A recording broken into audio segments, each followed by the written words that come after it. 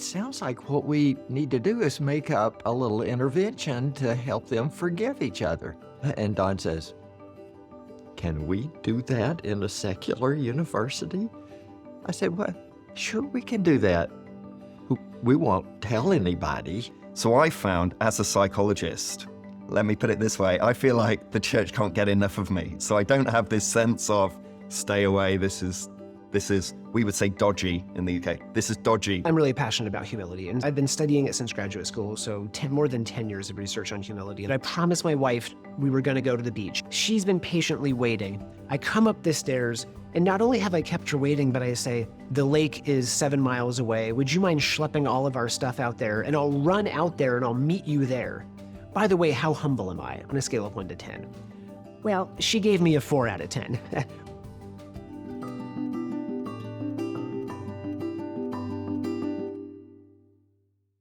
So I did my master's research with kids that had been impacted by the Civil War in Liberia. And so really thought that I was going to end up doing cross-cultural service and bringing psychology and mental health and psychosocial services into missions in intercultural spaces. And so I got back to Fuller, had my own reentry sort of challenge of like, wow, what am I doing here studying psychology when there are kids dying in Africa, and, kind of overwhelmed with that.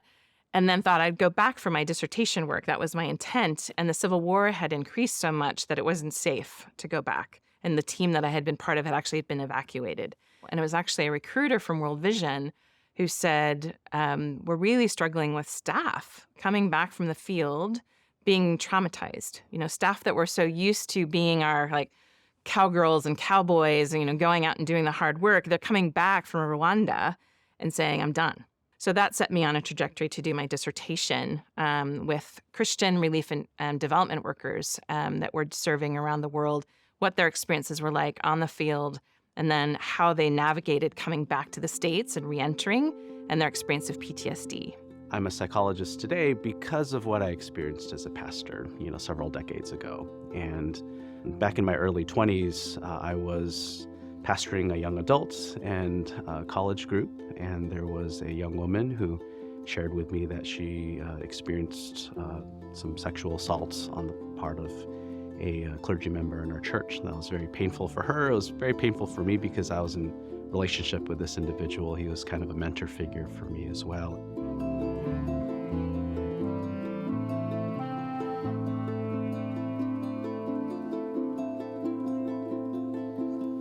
And that's planted some long-term seeds in my heart. Questions like, how can people who know the Bible so well be capable of doing things like this, behind closed doors? Why do church systems regularly make decisions to protect the institution of the church and leave vulnerable people hanging? This is not of God. When I did finally get to pastoring a few years into my 20s, any psychological training I had was so important. Whatever I could bring to the moment was important. I was in New York City during 9/11, and so we had some young adults that were working in the Twin Towers, and 2 of them came to my office that morning, of course, which is this, everybody's just wondering what's going on. We weren't even sure exactly literally what was happening. And they said, Greg, we were late for work today, and everybody on our floor in the Twin Towers is now gone. So what do we do? And first of all, I thought, I wish there was some prayer in my Book of Common Worship as a Presbyterian that would have said, here's what you do in times of this kind of crisis, But then I thought, well, whatever tools I've been given in terms of psychological sensitivity, especially in moments of trauma, those were brought forward right at that moment and tested. I can't say everything was perfect, but I can say that the insights both of Scripture and also of science, in this case psychological science, were really important for those moments of pastoral ministry.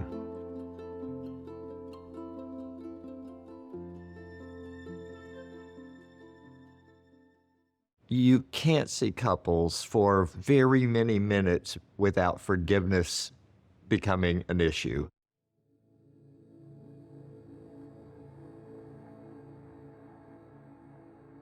I was supervising a young man who became a super therapist named Don Dancer. I was a graduate student, and he was seeing a couple.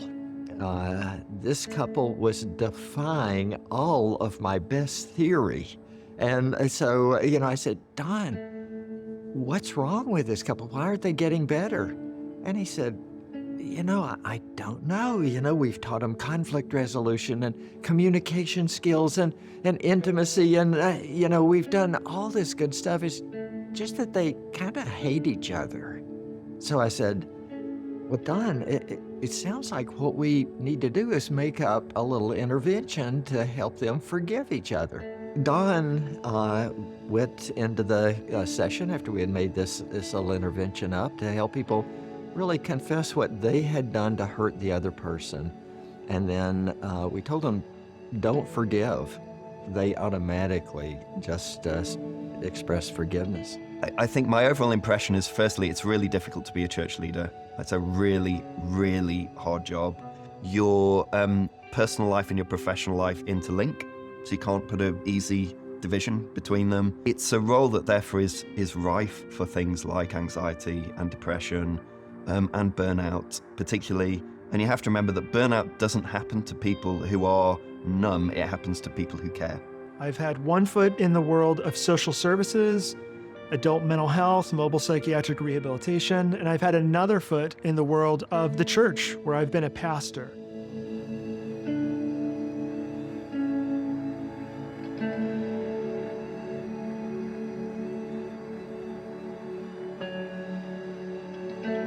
But when you're in these two worlds for all this time, you learn a couple things. On the one hand, you realize that oftentimes the mental health field doesn't know how to navigate the spiritual dimension of people, while at the same time, often people in churches aren't sure how to walk with those experiencing a mental health struggle. And so we've been able to see in this work, not only are we able to help churches connect to mental health resources when we hear from pastors that they don't make referrals often because they don't know what services they can trust.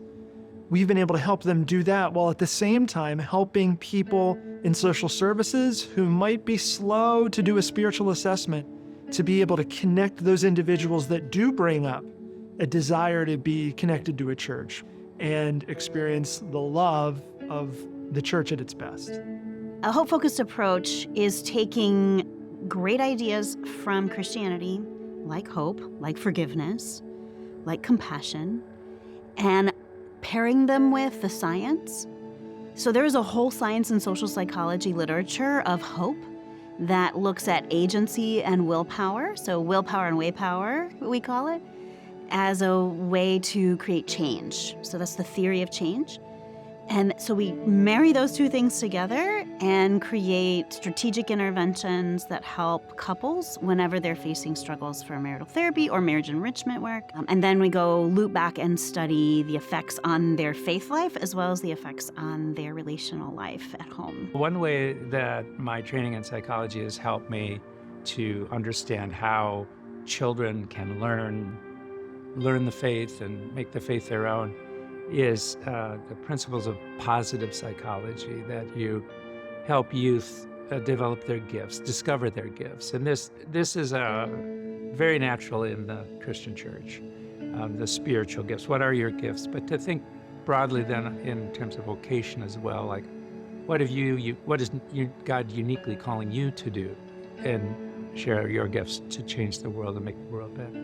So positive psychology and positive youth development has a lot to say about the positive contributions that youth can make, and also gives lots of tools on how to help youth discover their positive qualities and give them purpose.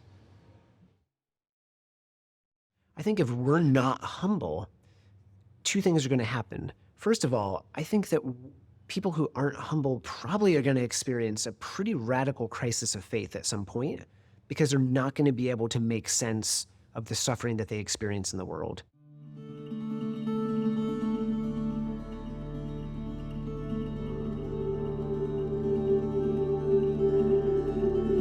And the second thing is, I think one of the surest ways that people can convey to others that their religion or their ideology is not worth following is by demonstrating flagrant arrogance. Well, I think all of us are armchair psychologists, right? We all have beliefs about how humans act, what motivates them, why individuals are doing certain things. But the one thing we know is that we're all biased and we all come from particular cultures and backgrounds that shape our views. And so we don't want to get stuck in one viewpoint that limits the way we think about God, and we want a bigger imagination of the diversity of humans we have in this world and allow us to think about God in those big ways, and that the way God engages me is not necessarily the same way other people experience God.